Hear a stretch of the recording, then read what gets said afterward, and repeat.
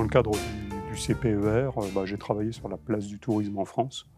Alors la place du tourisme en termes d'économie, et sous l'aspect à la fois géographique et sectoriel. C'est une approche globale sur l'ensemble du territoire français, même si après il y a quelques focus sur la Nouvelle-Aquitaine. Du point de vue statistique, il y a une définition internationale de ce qu'est le tourisme. Il y a même un énorme manuel des Nations Unies qui fait 350 pages pour définir tous les termes du tourisme.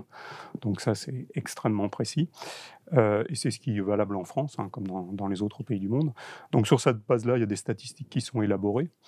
Le problème, c'est qu'en France, pendant un moment, c'était suivi par l'INSEE. Et puis l'INSEE a laissé tomber les choses, ça a été repris par le ministère du Tourisme, en gros au milieu des années 2000. Et il y a eu, comment dire, un certain manque de continuité dans le suivi des statistiques. Voilà. Donc moi, je travaille sur les statistiques disponibles, telles qu'elles existent, avec ce qu'on appelle des ruptures de données. C'est-à-dire qu'il y a des changements d'enquête, des changements de questions dans les enquêtes, des changements d'opérateurs des enquêtes, etc. Donc il faut parfois reconstituer les choses. Mais moi, ce qui m'intéresse, c'est à la fois la longue durée, c'est-à-dire l'évolution du tourisme, on va dire, depuis les années 1960 en France, mais également les évolutions conjoncturelles pendant les périodes de crise, comme on en a connu deux depuis une dizaine d'années, hein, la crise économique de 2008-2009 et puis la crise sanitaire plus récente. Alors si on se place sur la longue durée, les Français sont assez casaniers, c'est-à-dire qu'ils aiment bien partir en France. On est à niveau de richesse équivalent, parmi les pays européens, on est ceux qui restent le plus dans notre propre pays. Donc il y a cette tendance lourde en France. Deuxième tendance lourde, c'est que la démocratisation du tourisme, elle s'est en gros arrêtée à la fin des années 1990. C'est-à-dire qu'on est depuis plus de 20 ans sur 6 Français, en gros, 6, 7 Français sur 10 qui partent en vacances chaque année, et ça bouge plus, cette statistique-là. Donc il y a un gros taux de non-partants, et c'est quelque chose qui évolue plus. La troisième tendance, c'est que les Français, ils sont assez classiques, c'est-à-dire c'est beaucoup le littoral, en termes de destination l'été. L'hiver, c'est plus mixte entre campagne, ville, montagne, évidemment. On est sur quelque chose d'assez classique en termes de forme de destination touristique. Ça, c'est sur la longue durée.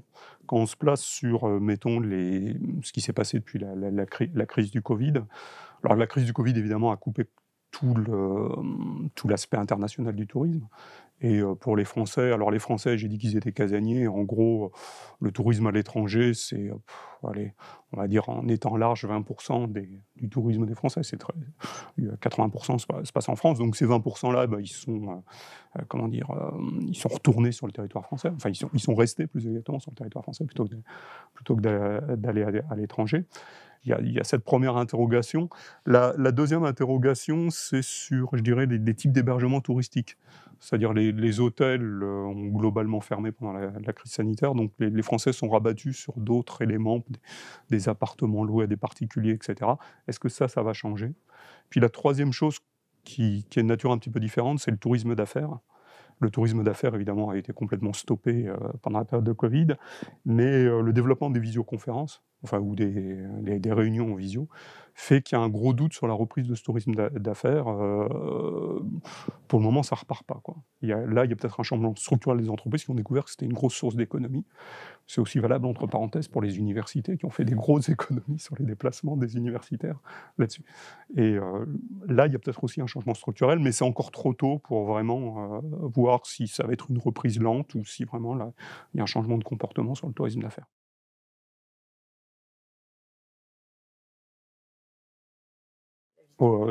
Alors c'est vrai que par exemple sur les musées, les festivals, il y a eu une énorme coupure et que la reprise, elle n'est pas aussi rapide qu'on aurait pu l'espérer. Sur les musées, les fréquentations n'ont pas retrouvé leur niveau d'avant Covid, alors que maintenant il n'y a quasiment plus de contraintes sanitaires. Même chose sur les festivals, la reprise est un petit peu difficile. Euh, bon, je ne sais pas, si on regarde sur ce qui s'est passé, alors ce n'était pas des crises sanitaires, c'était plus des crises économiques ou des crises en termes de sécurité liées au terrorisme, par exemple. À chaque fois, il y a eu une reprise au bout d'un an ou deux maximum, et voire parfois il y a eu des effets rebonds, c'est-à-dire que les gens ont ont cherché quelque part à rattraper ce qu'ils ont manqué pendant une certaine période. Il y a, par exemple, les économistes du tourisme aujourd'hui, se demandent l'épargne qui a été accumulée pendant le Covid, est-ce que, on va pas la retrouver en partie dans le tourisme plus tard? Donc on peut se demander si, sur les phénomènes par exemple de festivals de musique, s'il y aura pas une sorte d'effet rebond dans le futur. Mais tout ça, c'est encore trop tôt, hein. On est vraiment, sur des indices d'évolution.